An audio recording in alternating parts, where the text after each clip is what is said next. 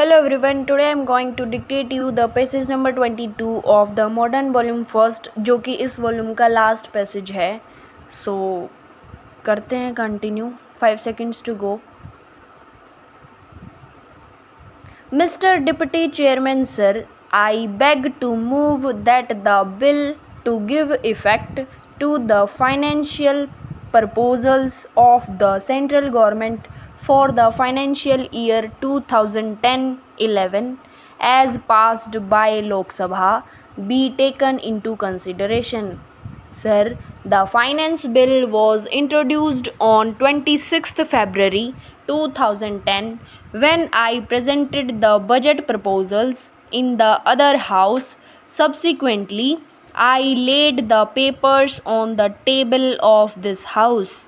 The budgetary exercise is a long drawn process, and with the disposal of this item, the almost 9-week long budgetary exercise will come to an end. I would not like to make a long speech about the various features of the finance bill, but I would like to bring to your notice certain aspects which are important and relevant. Sir, when we introduce the finance bill, it is a normal practice that we receive a large number of suggestions, views, and comments from different stakeholders, and it is possible in a budgetary exercise like ours, particularly when the direct tax is so complex that certain proposals affect certain sections, certain unintended benefits are accrued to some sections, and certain unintended hardships are also mitigated in the case of some other sections. Therefore, the time which we utilize between the presentation of the budget and the introduction of the finance bill, and when this is finally disposed of in that house, we receive various representations, suggestions, comments, etc., and we consider them deeply. With those considerations, I have made certain suggestions. The honorable members would find that there are differences in certain sections and certain areas in the fitness of the things I should explain to this house, why I have introduced those and why I am suggesting them to be considered by this house, both in the direct taxes and in the indirect taxes. There have been certain changes.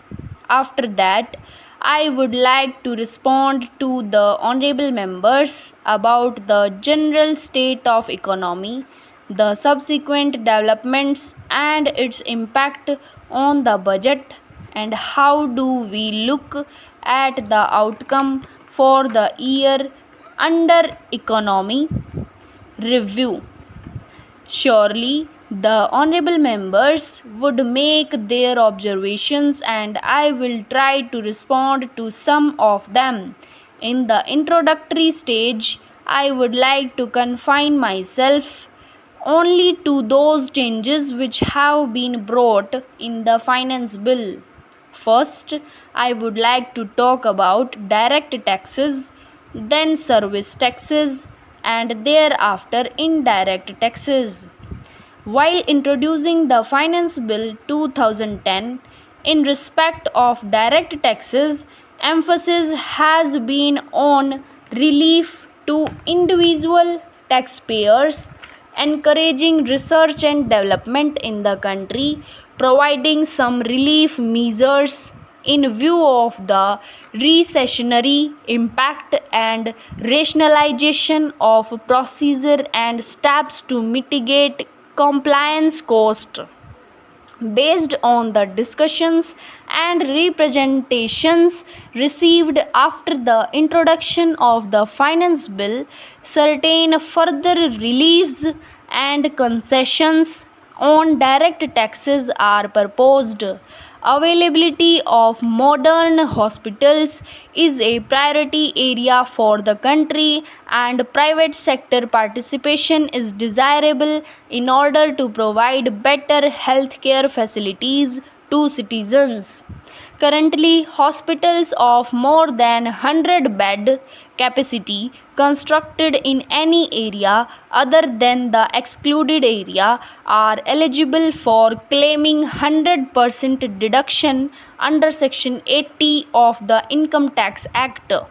Considering the pressing need for more hospitals all over the country, it is proposed to include the business of a new hospital anywhere in India with at least 100 beds for patients as a specified business for availing the benefit of investment linked deduction. Another priority of the government is to make India slum free. The Ministry of Housing and Urban Poverty Alleviation has issued draft guidelines for slum free city planning. The Rajiv Awas Yojana for slum dwellers and urban poor envisages slum-free India by encouraging states or union territories to tackle the problem of slums in a definitive manner. For this purpose, it is proposed to also include the business of developing and building a housing project under a scheme for slum redevelopment or rehabilitation framed by the central government or a state government as a specified business for availing the benefit of investment linked deduction. Mr. Vice Chairman Sir, ever since I proposed imposition of service tax on international and domestic air passengers in this budget this year, I have received a number of representations expressing concern that this levy would adversely affect the civil aviation sector and would make air travel expensive. I would like to clarify that it would not be so. The effective rates of levy when they come into effect would be a maximum of ₹100 per travel for domestic journey in any class and a maximum of ₹500 per travel for international journey by economy class. Further, domestic air travel to and from the northeastern sector would be exempt even from this moderate tax.